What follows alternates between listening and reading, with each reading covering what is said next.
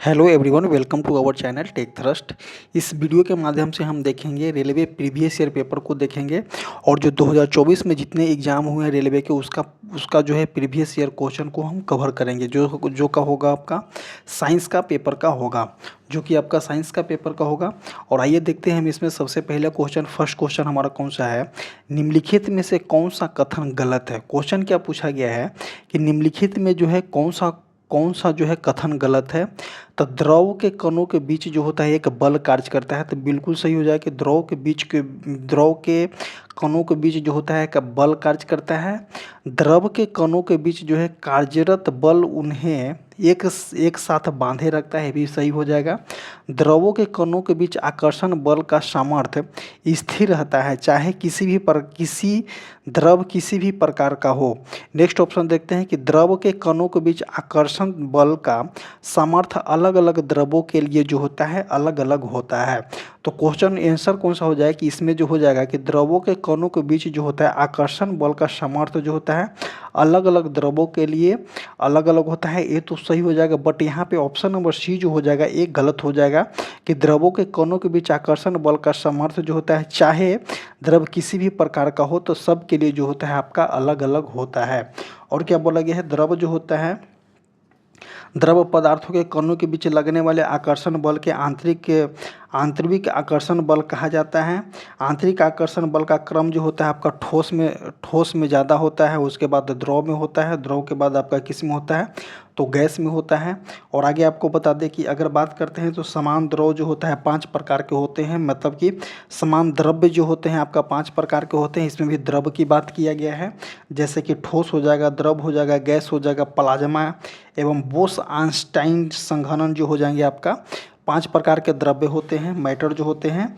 आगे देखते हैं कि द्रव में सर्वाधिक आंतरिक गति का क्रम जो होता है किस में होता है, प्लाज्मा में सबसे ज़्यादा होता है, उसके बाद गैस में होता है, उसके बाद द्रव में होता है, उसके बाद ठोस का आकार एवं आयतन निश्चित होता है। द्रव का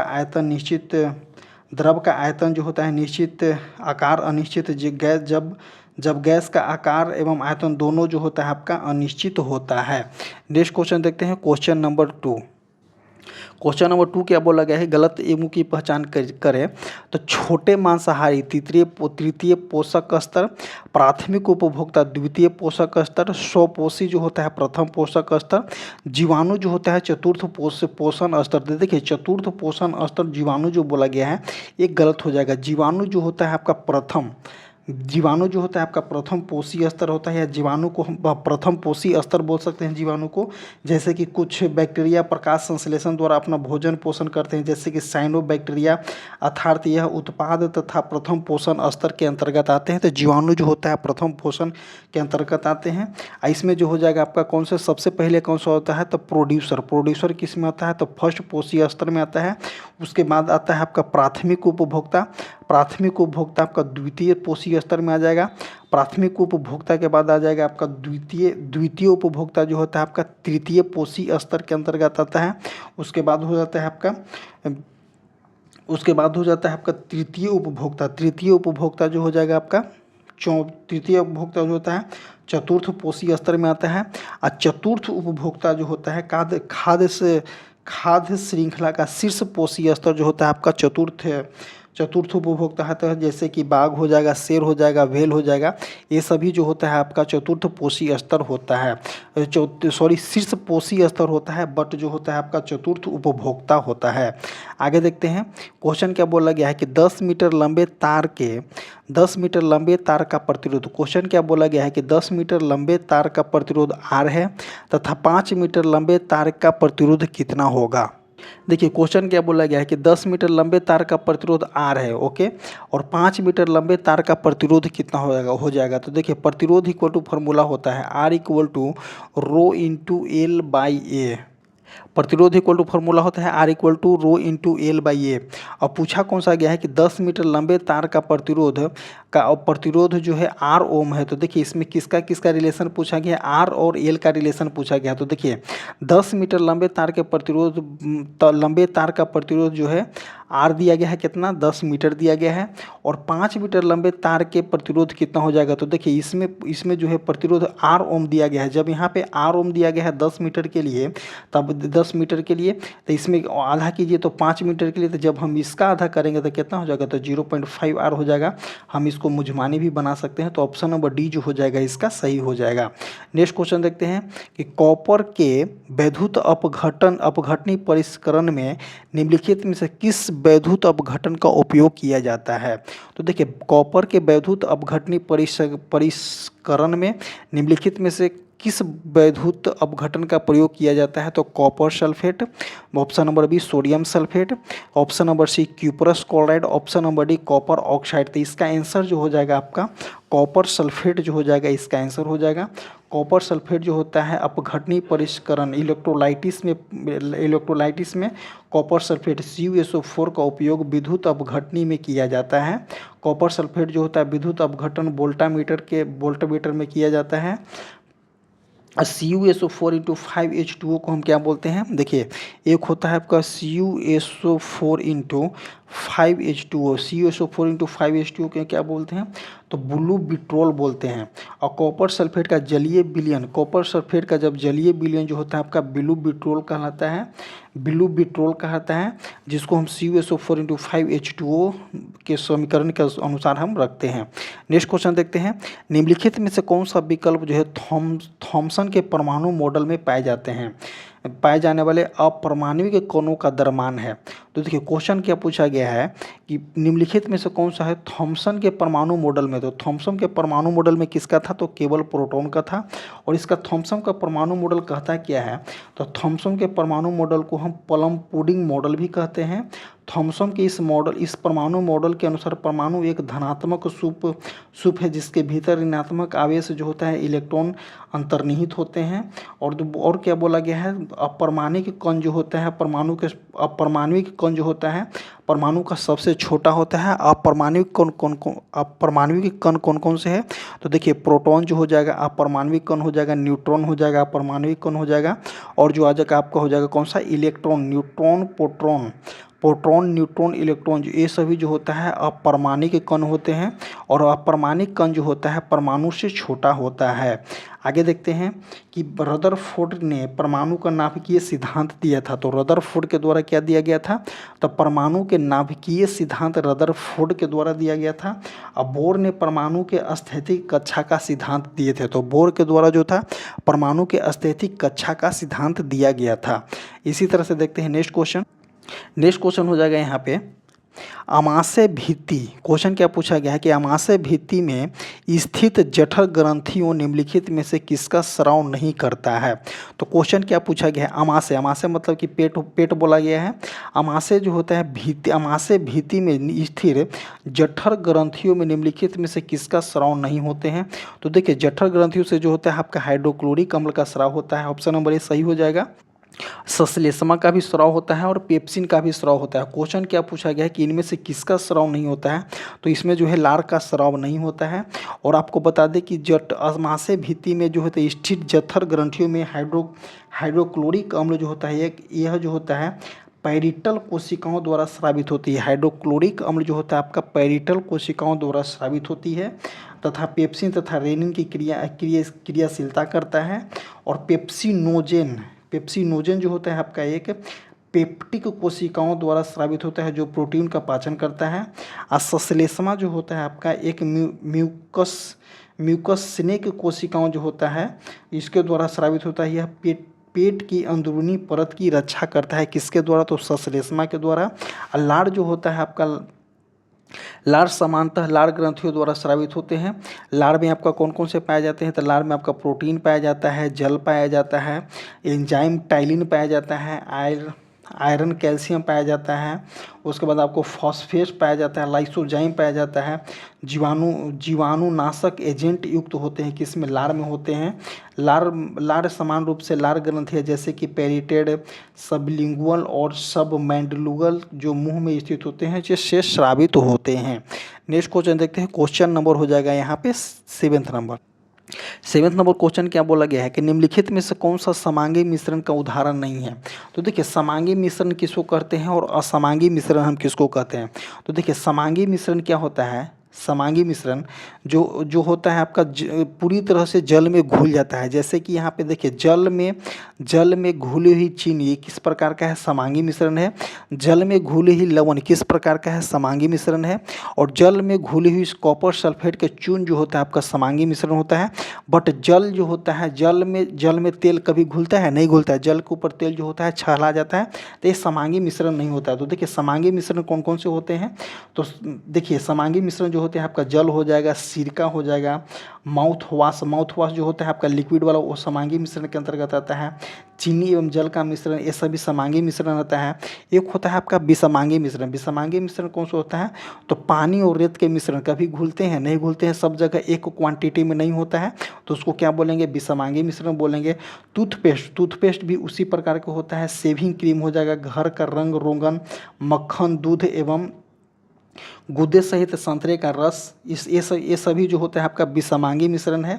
असमांगी मिश्रण कहते हैं किसको हैं, तो देखिए समांगी मिश्रण में दो या दो से अधिक पदार्थों का मिश्रण होता है जो समान रूप से वितरित होता है। मतलब कि अगर मानते हैं कि हम यहाँ से अगर चीनी और नमक और पानी का अगर हम घोल लेते हैं तो सभी जगह सेम क्वांटिटी में होता है, इसीलिए हम इसको क्या बोलते हैं, समांगी मिश्रण बोलते हैं। अगर इनके समानते हैं कि यहाँ पे हम अगर बालू और वाटर के मिश्रण को लेते हैं तो सभी जगह एक क्वांटिटी में हमें नहीं मिलेगा, तो इसको क्या बोलेंगे, तो विषमांगी बोलते हैं। नेक्स्ट क्वेश्चन देखते हैं, क्वेश्चन नंबर 8 क्या बोला गया है कि निम्नलिखित में से कौन से पर्यावरणीय कारक कुछ सरीसृपों के लिंग निर्धारण में महत्वपूर्ण भूमिका निभाते हैं। तो देखिए ये सभी जो है आपका कौन सा है, अजैविक घटक है। कौन सा है, जल भी एक प्रकार का अजैविक घटक है, दाब भी अजैविक घटक है, मृदा भी अजैविक घटक है, तापमान भी अजैविक घटक है।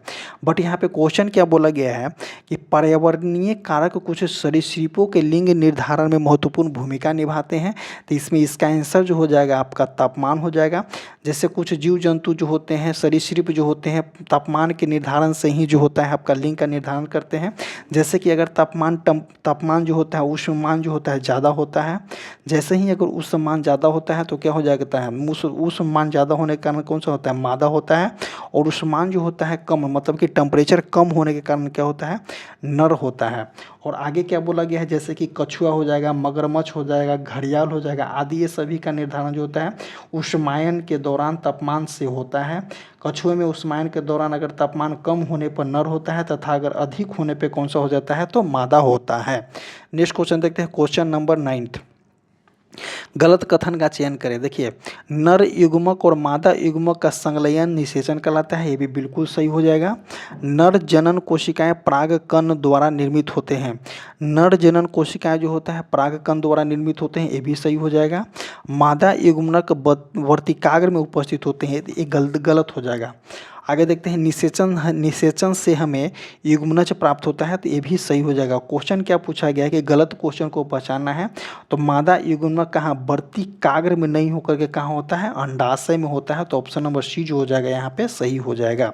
नेक्स्ट क्वेश्चन देखते हैं, क्वेश्चन नंबर क्या बोला गया है कि जब किसी वस्तु के अवतल दर्पण के सामने 20 सेंटीमीटर की दूरी पर रखा जाता है तो दर्पण में वक्रता केंद्र पर वास्तविक प्रतिबिंब बनता है। जब देखिए यहाँ पे क्वेश्चन क्या बोला गया है कि प्रतिबिंब हमें बनता कहाँ पे है, तो को देखिए पूछा गया है क्या कि अवतल दर्पण में जो हम वस्तु के 20 से सेंटीमीटर की दूरी पर रखते हैं, तो कोई क्या बोला गया है, u बराबर कितना बोला गया है, -20 सेंटीमीटर होगा। 20 सेंटीमीटर इसमें इसलिए होगा क्योंकि चिन्ह परिपाटी के अनुसार अवतल दर्पण का वस्तु कहाँ पे रखाता है, बाईं ओर रखाता है। जब बाईं ओर रखाता है तो कौन सा हो जाएगा, माइनस में हो जाएगा। और क्या बोला गया, आपका प्रतिबिंब जो होता है वक्रता केंद्र पर बनेंगे, तो जब प्रतिबिंब वक्रता केंद्र पर बनेंगे तो v बराबर भी कितना हो जाएगा, -20 हो जाएगा। और प्रतिबिंब जो होता है वास्तविक बनता है, तो आप जानते हैं। तो इसी के अनुसार पूछ रहे हैं आवर्धन इक्वल टू क्या होता है, -v/u होता है। अब हम यहाँ पे इसको सब्स्टिट्यूट करेंगे, v का मान कितना दिया गया है आपका 20 दिया गया है, और इसमें भी 20 दिया गया है। माइनस माइनस से दोनों कट जाएगा, बट ऑलरेडी माइनस लगा हुआ है, तो कितना हो जाएगा, -1 जो हो जाएगा इसका आंसर हो जाएगा। तो ऑप्शन नंबर बी जो हो जाएगा सही हो जाएगा। और इसमें यूनिट इसलिए नहीं होगा क्योंकि देखिए 20 सेंटीमीटर ये भी है और 20 सेंटीमीटर वो भी होता है। 20 सेंटीमीटर ये भी है और 20 सेंटीमीटर ये भी है, तो दोनों कट करके कौन सा हो जाएगा, आवर्धन जो हो जाएगा आपका -1 हो जाएगा। नेक्स्ट क्वेश्चन देखते हैं, क्वेश्चन नंबर 11।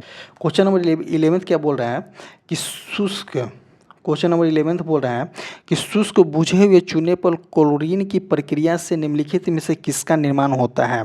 तो शुष्क बुझे हुए चूने पर जो है क्लोरीन की प्रक्रिया से जो होता है किसका निर्माण होता है, तो विरंजक चूर्ण, विरंजक चूर्ण जो होता है आपका विरंजक चूर्ण का निर्माण होता है। इसको हम क्या बोलते हैं, तो इसको हम ब्लीचिंग पाउडर भी बोलते हैं।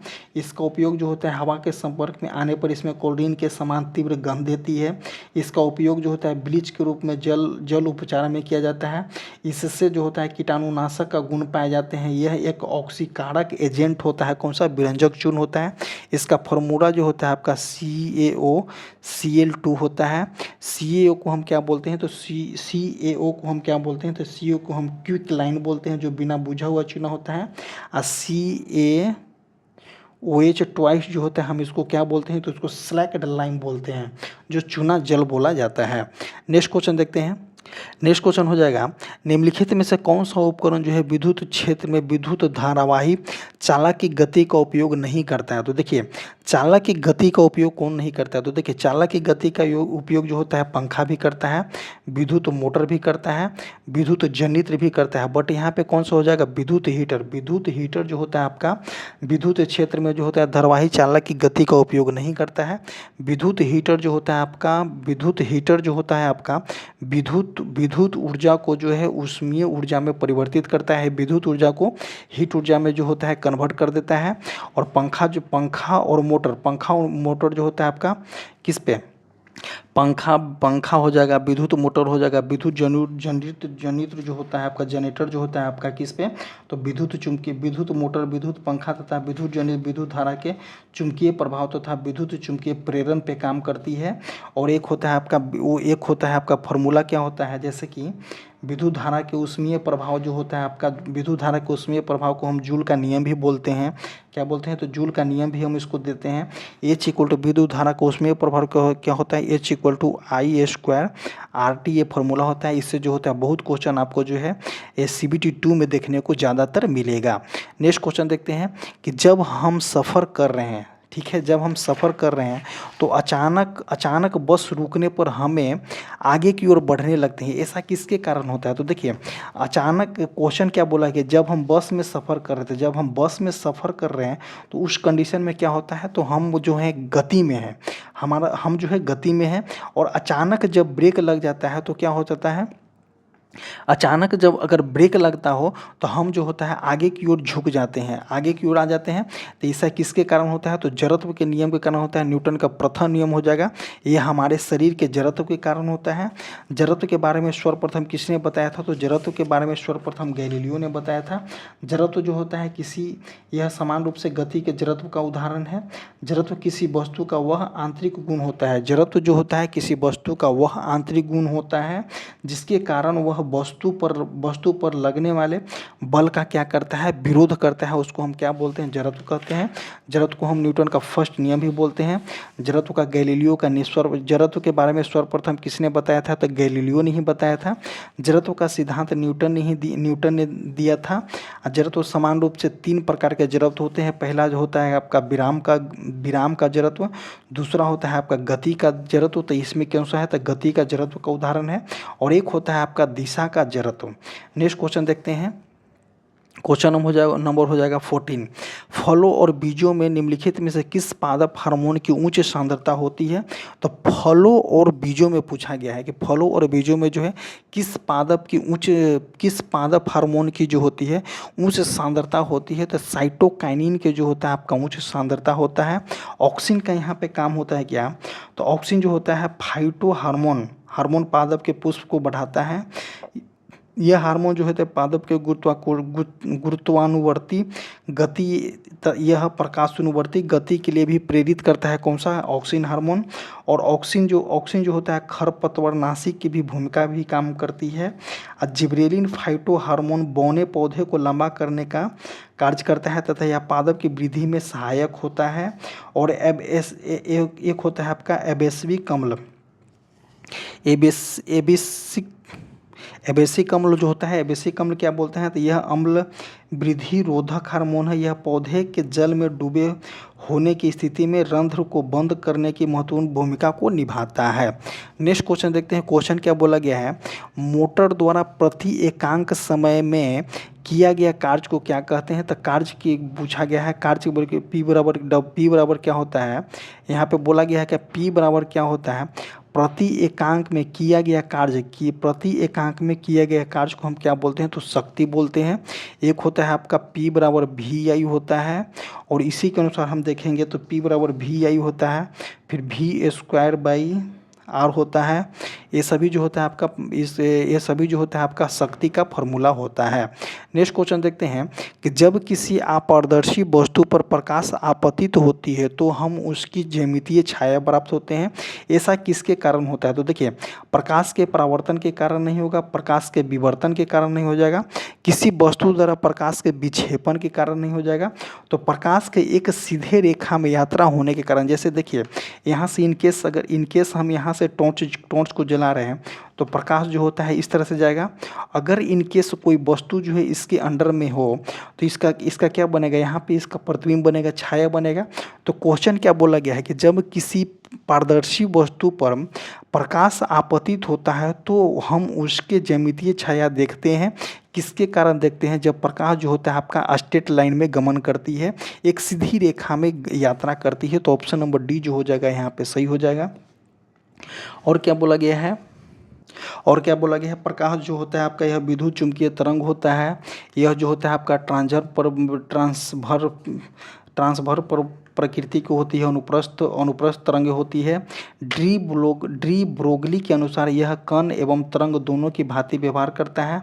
यह परावर्तन, अपवर्तन, वर्ण विक्षेपण, व्यक्तीकरण एवं ध्रुवीकरण सभी गुणों का पालन करता है।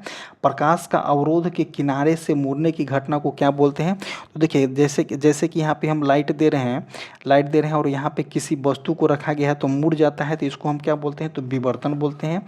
प्रकाश जो होता है 7 रंगों में विभक्त होता है, और प्रकाश जो होता है 7 रंगों में विभक्त होने की घटना को क्या बोलते हैं, तो प्रकाश का विक्षेपण कहते हैं। और जहाँ पे अगर 7 रंगों प्राप्त होते हैं उसको क्या बोलते हैं, तो स्पेक्ट्रम बोलते हैं। नेक्स्ट क्वेश्चन देखते हैं, यदि पृथ्वी के गुरुत्वाकर्षण बल के प्रभाव में किसी विशाल वस्तु से मुक्त पतन पर क्या होता है, तो देखिए वस्तु का द्रव्यमान बढ़ता है। तो देखिए द्रव्यमान में जो होता है किसी भी प्रकार का चेंज नहीं होता है, वस्तु का वेग जो होता है बढ़ जाता है। क्वेश्चन क्या बोला गया है, पृथ्वी के गुरुत्वाकर्षण बल के किसी मुक्त रूप से पतन मतलब कि ऊपर से नीचे गिरा है, तो ऊपर से नीचे गिरने के क्रम में जी जो होता है आपका पॉजिटिव होता है, और ऊपर जाने के क्रम में जो होता है जी जो होता है निगेटिव होता है। तो क्या बोला गया, विशाल वस्तु का वेग जो होता है यहाँ पे आपका बढ़ जाता है। नेक्स्ट क्वेश्चन देखते हैं, 18 नंबर क्वेश्चन बोला गया है कौन सा, तो ये बोला गया है आपका समीकरण को संतुलित करने के लिए। तो देखते हैं समीकरण संतुलित कौन सा है, तो Al2 यहाँ पे एक है, दो हो जाएगा यहाँ पे Al2 SO4 3, और यहाँ पे देखिए Al2 कितना है, देखिए यहाँ पे Al2 2 है, तो यहाँ पे भी एल्युमिनियम 2 है। ओके, अब देखेंगे SO4 3 का होल 3, SO4 का जो है होल 3 दिया गया है, मतलब कि 4 3 12 देख सकते हैं। तो यहाँ पे देखिए SO4 है, SO4 3 का होल 2 है, तो देखिए SO4 यहाँ भी है, तो ये भी जो है समीकरण हो रहा है। 3B है, ये भी सही हो जाएगा। क्लोरीन 2 और 3 6 हो जाएगा, तो 2 और 3 6, तो ऑप्शन नंबर ए जो हो जाएगा आपका समीकरण जो है संतुलित है। नेक्स्ट क्वेश्चन देखेंगे, निम्नलिखित में से कौन सा जो है एल्कीन का समान सूत्र है। क्वेश्चन पूछा गया है निम्नलिखित में से कौन सा जो है एल्कीन का समान सूत्र जो होता है, तो एल्कीन का कौन सा होता है, CN। एल्कीन का जो हो जाएगा आपका CnH2n जो होता है आपका एल्कीन का होता है, तो ऑप्शन नंबर ए जो हो जाएगा सही हो जाएगा। एक होता है आपका एल्केन क्या होता है, CnH2n+2 होता है, और जो होता है एल्काइन होता है CnH2n-2 होता है। एल्केन जो होता है आपका एल्केन एकल बंध जो होता है संतृप्त हाइड्रोकार्बन होता है, बाकी जो होता है एल्कीन और एल्काइन जो होता है आपका असंतृप्त हाइड्रोकार्बन होता है। इसी तरह से जो है आज का वीडियो जो होता है समाप्त होता है। और आपको बता दें हमारा जो टेलीग्राम चैनल है, कमेंट बॉक्स और डिस्क्रिप्शन बॉक्स में टेलीग्राम का लिंक पिन किया गया है, वहाँ से जा करके आप डेफिनेटली जुड़िएगा। और आपको बता दें अगर आप इस पोर्शन को कवर कर करके जा रहे हैं, साइंस का पोर्शन है, अगर आप इसको कवर कर करके ए टू जेड पॉइंट को नोटिस कर करके जा रहे हैं और आप कॉन्सनट्रेट होकर के अगर आप इस वीडियो को देख रहे हैं तो आप डेफिनेटली जो है एग्जाम में क्वेश्चन को बना करके आइएगा। क्योंकि जो है ये आपका 2024 में जितने भी रेलवे के एग्ज़ाम हुए इसमें ए टू जेड क्वेश्चन आपको देखने को मिलेगा। और रेलवे जो होता है maximum question previous year question ही आपको देखने को मिलते हैं। इसी तरह से वीडियो जो होता है समाप्त होता है। Thank you.